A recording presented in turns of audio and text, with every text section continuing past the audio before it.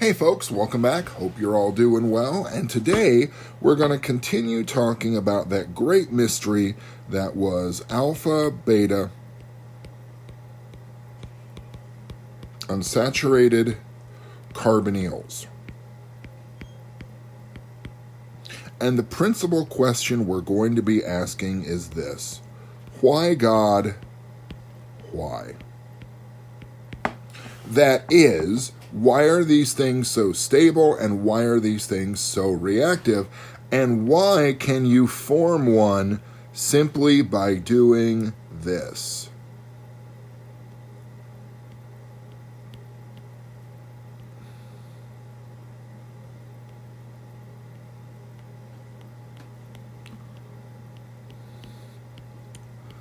By doing an E2 elimination to where you're losing hydroxide, which I've spent the better part of a semester telling you, no, naughty, you cannot do that. Now, if that is surprising to you in some way, or you feel cheated, lied to, like you did the day your parents told you Santa wasn't real and you didn't have to wait till marriage, then all right, you're not wrong, but this is a rare and special case. Now, there are three ways we can get to an alpha-beta unsaturated carbonyl. Way one is what we just did, which is the enolate pathway. I skipped a bunch of steps in there. So if you have trouble with it, go back to the previous video because I got a lot to cover today. Another pathway we can use to do this is the enol pathway. Now, you'll remember the enol pathway and the enolate pathway really both get you to the same spot, which is right here.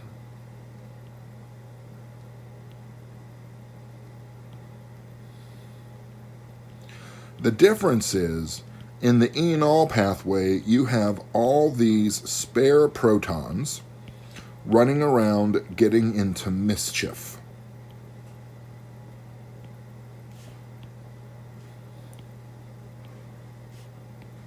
And so now you are here.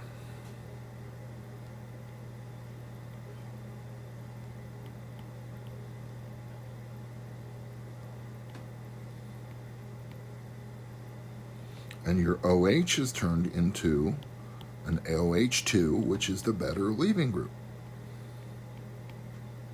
Now,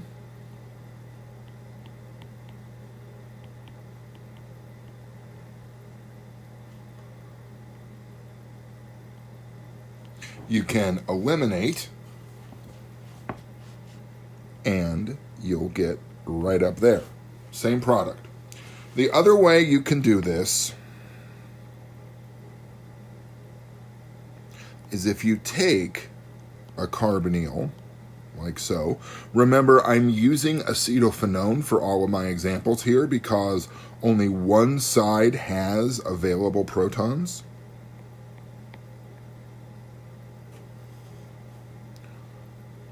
H3O plus and Br2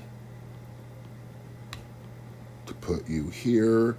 This is really small. I am very sorry. I'm sure this is causing Alex no end of heartburn. And then we use a base. What kind of base do we need? Almost anything, really, to get to here. Another alpha-beta unsaturated carbonyl. All right, well, enough foreplay. Why are these things so important and what can we do about it? The key to understanding their stability, you've got to go back and look at MOLECULAR, molecular orbitals. We got to go back and look at the molecular orbitals again.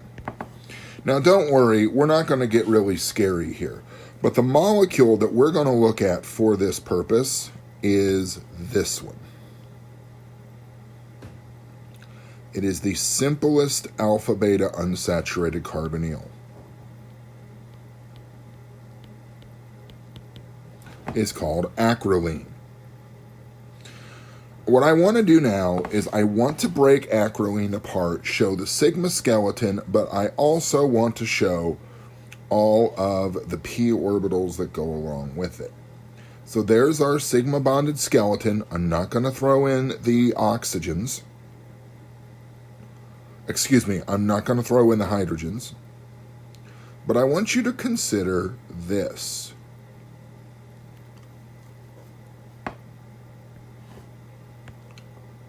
This is what the p orbital structure of acrolein looks like.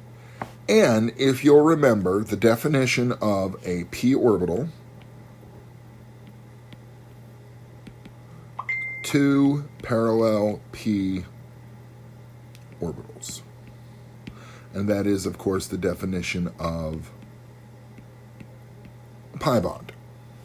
2 parallel p orbitals.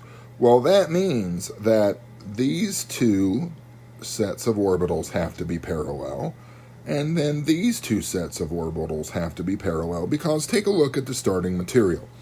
That's where all of the p orbitals are naturally. But what we can also have then is some overlap here. And that's because we're going to call this A and B.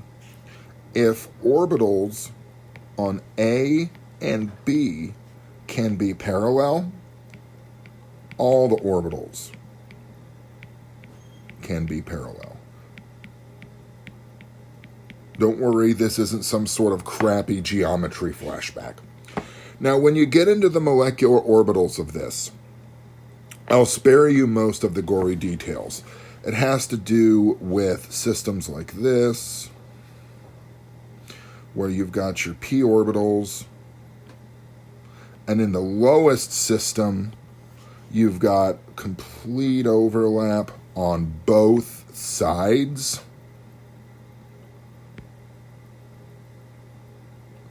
of the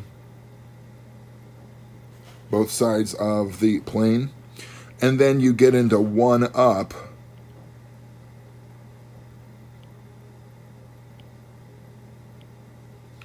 where you get your first node. More on that in a minute.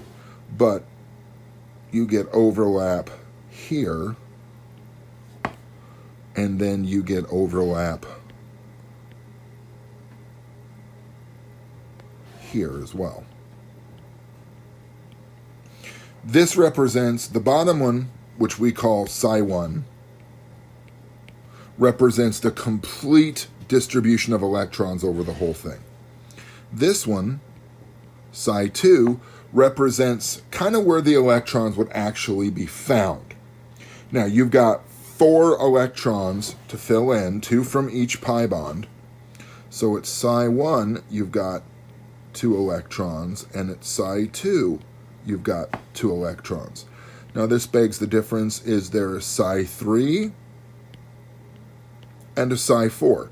Yes, but they don't have electrons in them right now. Psi 3 would look like this.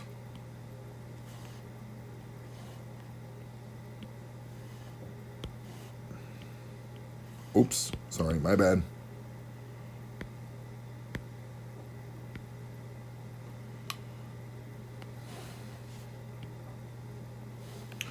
And then red there, and blue here and there. So you only have overlap over 2 of the orbitals, and then finally psi 4, you still have your 4 p orbitals, but your overlap looks like this. Oops.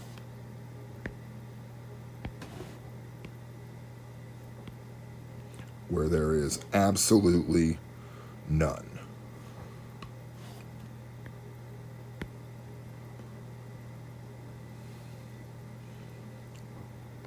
Like so, so, so, and so. One more bit of verbiage here, and then I'll get to the monkey.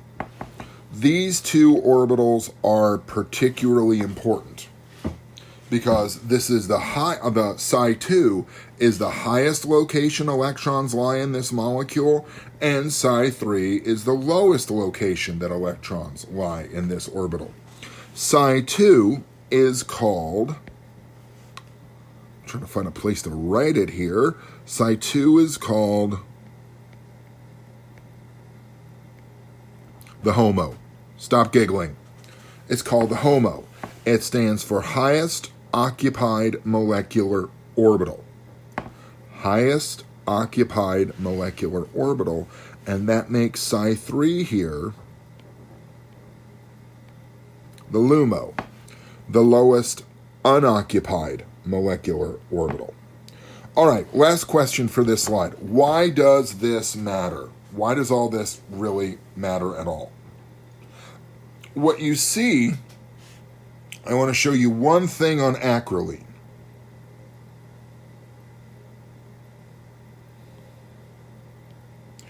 And it is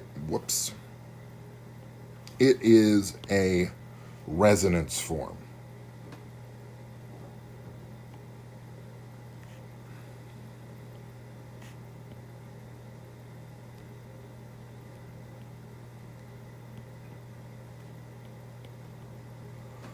Now, first of all, take a look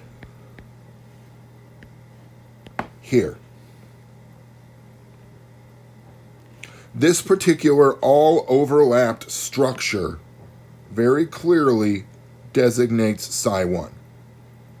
This dienyl 2-pi bonded structure very clearly designates psi2. Once you get to this where you have charges at either end and a pi bond only in the middle, now you're up here at psi3. If something happens, if electrons get promoted from one orbital to another, it's always going to go HOMO to LUMO. All right, I'm at 13 minutes here. I only have like one more. What does all this matter? Folks, all of this entire subject material deals with one thing.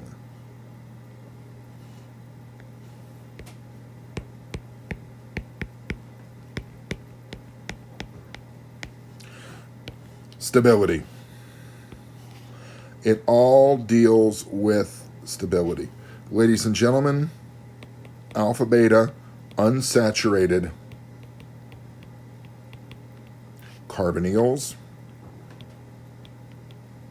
are very stable. So stable, A-B-L-E, so stable, how stable are they? So stable, it can allow for a very unstable leaving group, like hydroxide. I am out of time. So, next video, we're going to take a look at some more of these, including some chemistry that you would have done had you been in lab this semester. So, until then, everybody stay safe, stay sane, stay hydrated.